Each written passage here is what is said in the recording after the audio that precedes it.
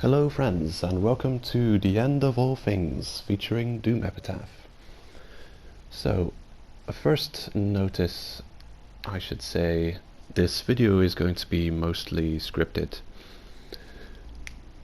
You may have noticed, but being put on the spot, I'm not that good at getting my thoughts straight. Also, if you want to give me any feedback, the comment section of this video will be the perfect place to let me have it. I also apologize for not being able to add any cool gameplay in this video, but the issue lies in the PlayStation 4's video editing software. It will often glitch out when I try post commentary, so I must have to talk live. Therefore, this video's purpose will also be found completely in its audio. I'm also going to show off my stats for those who are interested before we get started. And one more thing I want to show off, absolute nonsense. So guess what showed up here?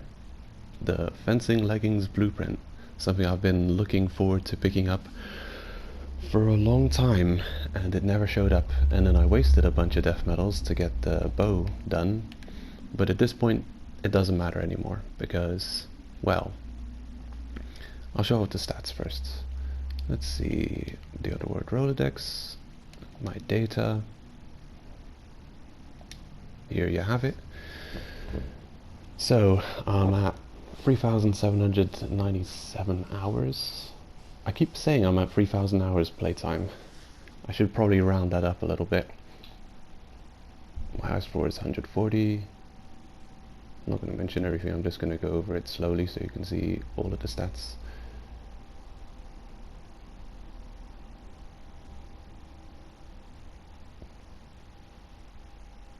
TDM, I've only used one team, the United Kingdom.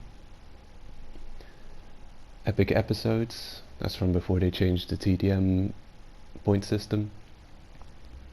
4,700 points. That wasn't that impressive, but it's platinum. I mean diamond. The number of expeditions, I didn't revenge. I didn't kill anyone, it seems. Is that possible? Not killing anyone? Well, apparently so. Total enemies defeated, 211,000. The boss killed the most, Cohen, which is a TDM problem. Many deaths happened, mostly on Etanadai for some reason. All of the kill coins obtained, this is a big deal. Kill coins spent in Mushroom Club, 112 million. Total acquired weapons, oh, going a bit too fast here. Actions done. Most used. Mushrooms and beasts. Okay, so those were my stats. I'll show off my decals as well, because why not? No, it's in collection. Let's see, no, it's not in collection. Yeah, here it is, picture book. Just going to scroll through here quickly.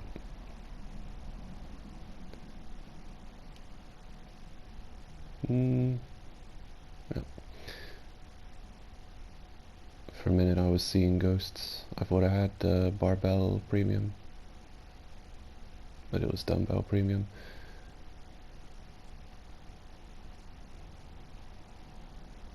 Got very lucky with juggler. Got that one shortly after it released. It seems to be there's a higher chance of getting decals when they're fresh off the presses. Okay, so those are all my decals. Let's get on with the video, shall we? So, Let It Die is permanently on hold for me. I'm tired of missing out on playing good games and being stuck playing a game that isn't supported by the developers with new content. Weapon reskins, leveled up versions of weapons, and addict decals isn't content. It's extras. New content would be new gameplay, levels, story, bosses, or new gameplay features. The jackals don't count. Their purpose, just like the original jackals with their insane laundry list of upgrade materials, only to end up with subpar gear compared to the other equipment available through much easier means. Jackals are just like the escalator to heaven floor 51 plus, insidiously designed to keep people grinding for as long as possible. When the community can come up with many cool ideas to implement into your game, then you know as a developer you are doing something very wrong. There's a few examples. Multiplayer, and I should add, even though it's not probably possible to implement this in the game, because that would probably be too difficult to code in, the developers should think outside the box more often and come up with something unique to add to the game. A teleportation system, maybe, more involved quests, meaningful daily or weekly challenges, and I must stress meaningful. The quest system is criminally underdeveloped. More quality of life changes, like maybe a permanent daily free continue. This is something I've always advocated for. These ideas are all just off the top of my head. The community has many great ideas that they've suggested over the years. But it's clear that the developers have their own lazy roadmap they planned on following. After the initial release, they just sat back and gave us, like the corpses on the train, an IV drip feed of content that was designed to be stretched out for as long as possible, like it's being kept alive on life support. Or maybe instead, to quote Bilbo Baggins, I feel thin, sort of stretched, like butter scraped over too much bread, which is a perfect analogy for Let It Die past floor 40.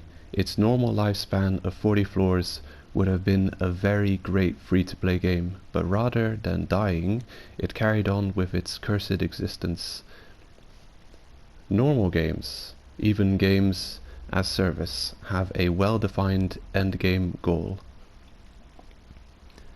People very much enjoy the game, reach the goal, then drop it for some time and come back when they add new meaningful content. A good game gets supported by consumer investment because you instinctively want to give back to creators who treat you well and give you amazing gameplay experiences. And to add more to that, you do see a lot of developers who are almost able to give their game away for free because they've created such a good game that people are giving them money. They're getting the money. They can almost give their game away for free because people are trying to give them their money because they feel like they deserve the money.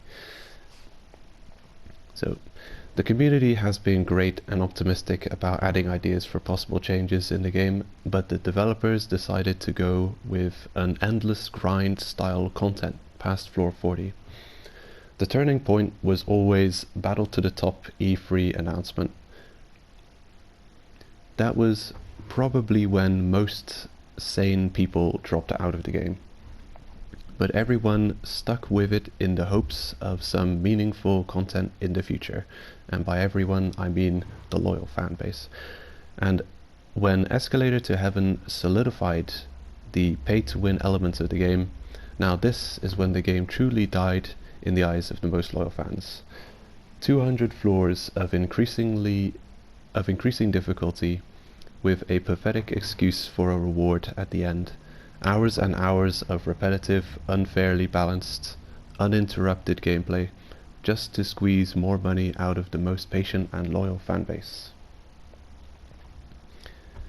I've personally spent 130 million, not really, I just checked, 112 million kill coins without getting any of the important damage increasing decals. This includes Serial Killer, Barbell, and Legendary Hero. Off script, those are decals that if you started the game with a heavy focus on mushroom stews, you probably would have gotten, because the chance of getting those decals was severely higher back then. Objectively, without conspiracy, extremely higher, just because of the lower pool of decals. But now, I've always said that I don't trust the drop rate for decals, and I'll have a sip of coffee. I've never trusted the drop rate, because we don't know the drop rate. I think it's extremely low. It's obviously extremely low if you have to start counting in the hundreds of millions without getting certain decals. I know people who have spent 200 million and haven't got Serial Killer premium yet. Of course, there are people who had Serial Killer as their first decal, premium decal. But then, you know, people also win the lottery. Yeah. Anyway, where was I?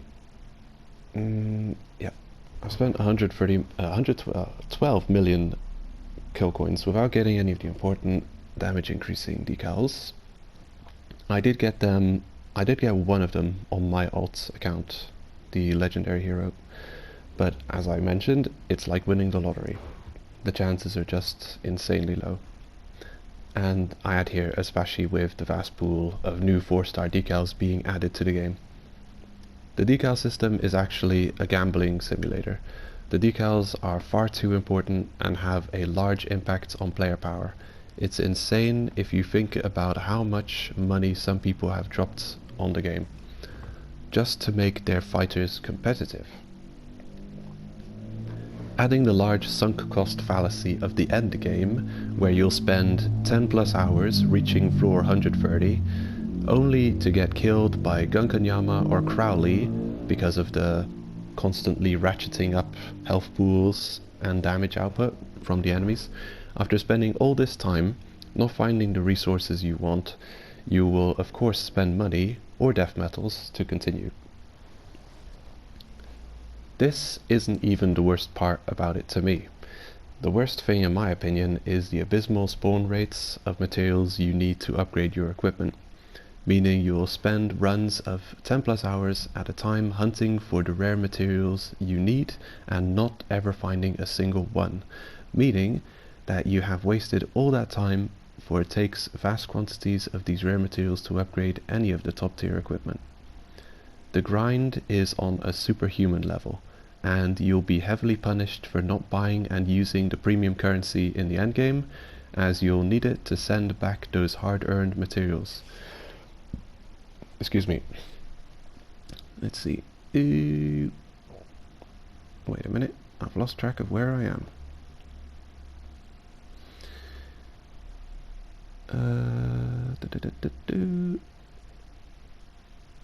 Okay, yeah. At a certain point, probably at the inception of the first expansion, Battle to the Top, the game's focus switched from reaching the highest floor, which is the spiritual essence and goal of the game, as it's introduced to you from the very start, to just hanging around and upgrading absolutely everything.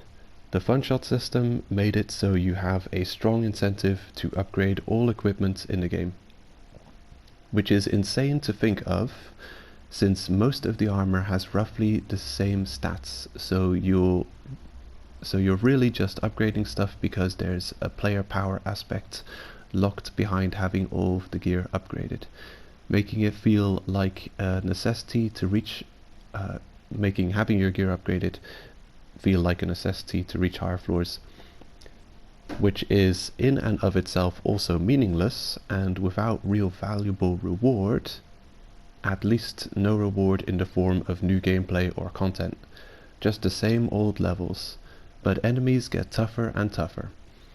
This all is egregious enough, but add to that the low quantity of top grade materials you will find, and now upgrading your gear becomes the most ridiculously time-consuming challenge. So here, the entire focus and soul of the game is being re-established. I liken it to a cat burglar replacing the Mona Lisa with a cheap knockoff and no one noticing it even happened. We're being manipulated into accepting that just upgrading stuff is a meaningful gameplay experience. Take a sip of coffee.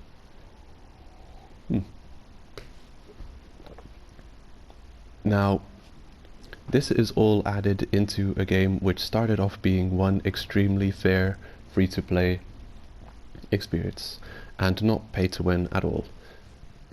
The game with a small but enthusiastic community, all too eager to see what the developers had in store for us in the higher floors. They were planning to, higher floors, yeah, to see what's in store for us on the higher floors that they were planning to add to the tower. Initially they spoke of giving us up to 125 floors, and we all believed that they would add a few expansions with new story, bosses, new zones, and new tiers of fighters. Proper expansions with maybe only 20 floors each, but very unique content from what we had seen previously. Contrast this desire from the fanbase with the truth, and you'll find the heart of the reason people are giving up on the game. Let It Die has transformed into one of the most cynical, exploitative games I've ever played. It's been quite a ride, and I've enjoyed it a lot, especially interacting with the awesome little community surrounding the game.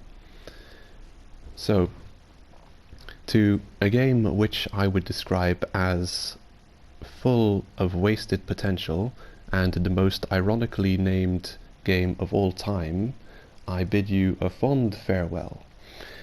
I can fully understand if my subscribers would carry on without me.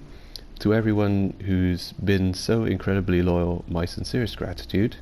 I've very much enjoyed this strange and unexpected ride that is having your channel get noticed on YouTube and people appreciating my videos. So, my channel's still around. I'm just not going to be making much more content on Let It Die.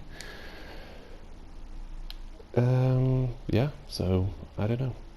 I don't know if this is the last piece of Let It Die, last video of Let It Die I've got, but it's, as I mentioned at the start of the video, it feels like a waste of time with all the amazing game releases that are coming out on a monthly and yearly basis. There's just too much stuff out there to be spending time on Let It Die, and actually I think there's a sickness in gaming as general right now. That sickness is the live games and the service style games. I really think they are not healthy. They're not a healthy it turns a hobby which already wasn't a very healthy hobby into something which is very detrimental to just a person's well-being.